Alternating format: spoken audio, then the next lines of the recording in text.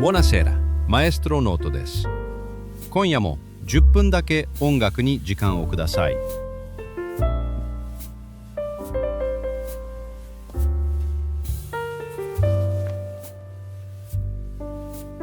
クラシック音楽は少し敷居が高いと感じるかもしれません。名前は知っている。曲もきっと一度は耳にしている。でも、どんな人生を歩んだのかは意外と知られていない。もし耳がほとんど聞こえない状態で世界で最も有名な交響曲を書いた人物がいるとしたら、今日はその人物、ベートーベンの人生を音楽とともに見ていきましょう。Apriamo il sipario。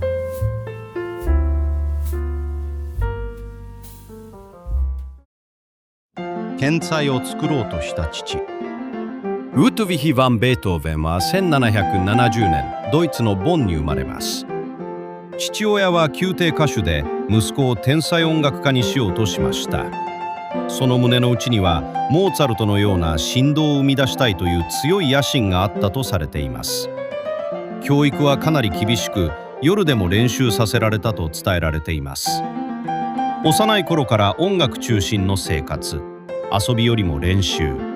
その結果、才能は早くから開花し、少年時代にはすでに演奏家として注目され始めます。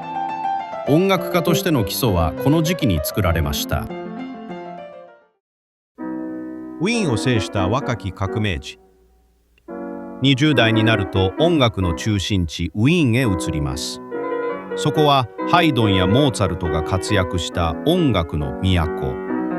若きベートーベンはまずピアニストとして頭角を現します。特に即興演奏の腕前は群を抜いており、その場で次々と音楽を生み出す姿に貴族たちは驚かされました。やがて彼はハイドンにも師事しますが、決して従順な弟子ではありませんでした。自分の音楽を自分のやり方で貫こうとします。この頃の代表作がピアノソナタ第8番悲愴。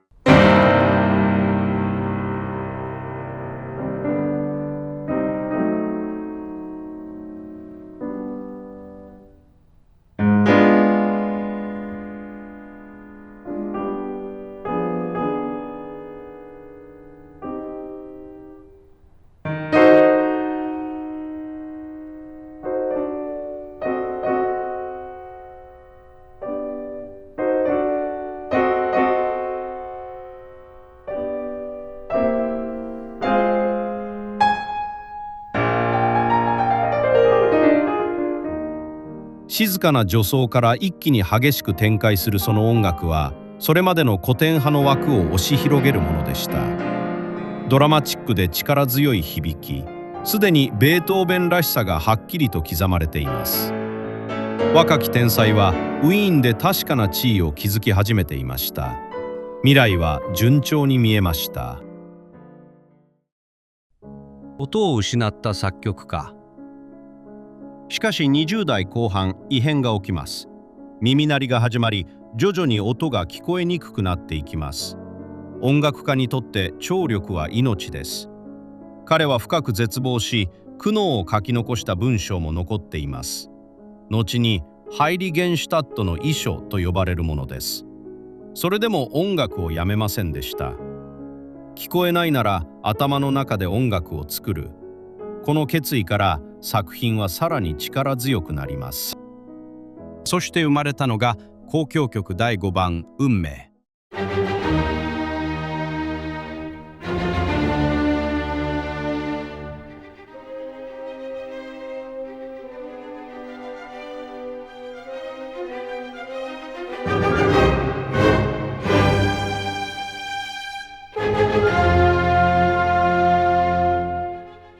あの有名な冒頭。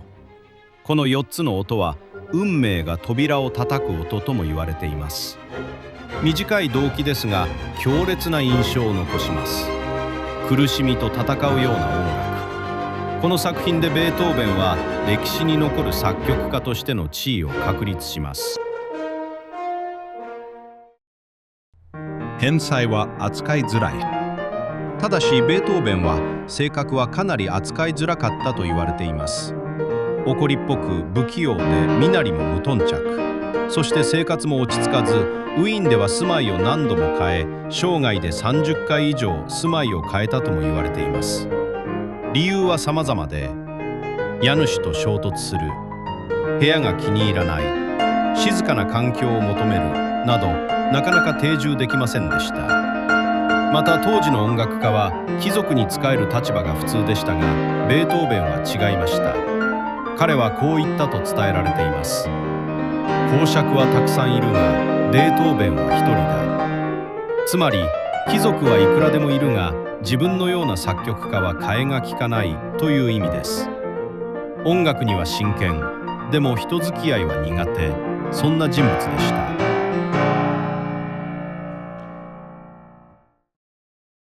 不滅の恋人。ベートーベンは恋愛でも不器用でした。何度か恋をしますが、相手の多くは貴族の女性。身分差などもあり、結婚には至りません。彼の死後、不滅の恋人へと書かれた手紙が見つかります。宛先の名前はなく、誰に書いたのかは今も完全には分かっていません。そこには、永遠にあなたのものだという強い言葉が残されています。力強い音楽を書く一方で、私生活では孤独を抱えていた、ベートーベンの人間らしい一面です。沈黙の中の大工。聴力はさらに悪化し、やがてほぼ聞こえなくなります。それでも作曲を続けました。ピアノの振動を感じるため、木の棒をピアノに当てて口にくわえ、音の震えを体で感じていたとも伝えられています。耳ではなく体で音楽を感じながら書いた晩年の作品。その中には交響曲第9番も含まれています。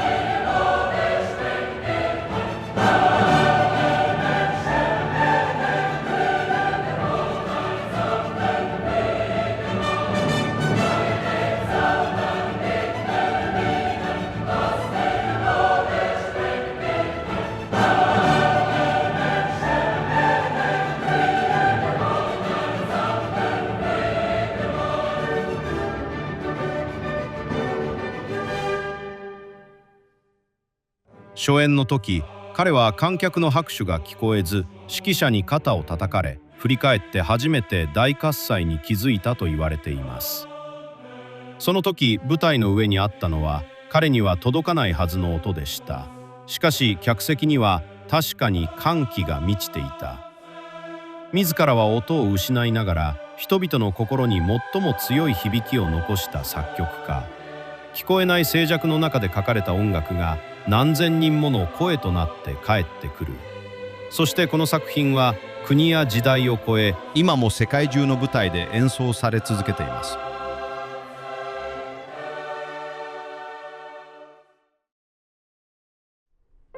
最後の一音まで。晩年は健康も悪く、生活も厳しい状態でした。それでも作曲をやめません。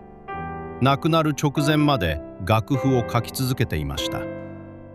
1827年3月、ベートーベンは56歳でその生涯を閉じます。葬儀には数千人もの市民が参列したと言われています。生前は扱いづらい人物と言われながらも、それだけ多くの人に愛されていました。人生の最後まで音楽家、それがベートーベンです。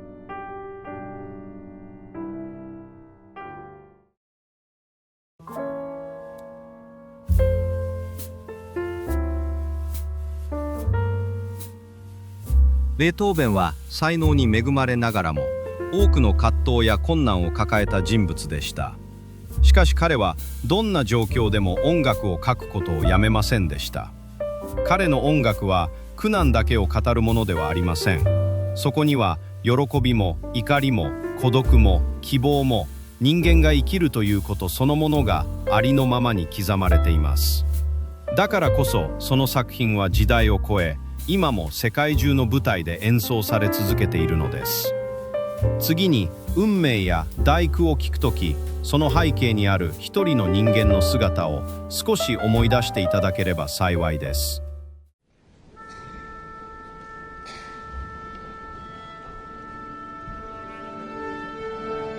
どうやら開演のようです。アプレスト。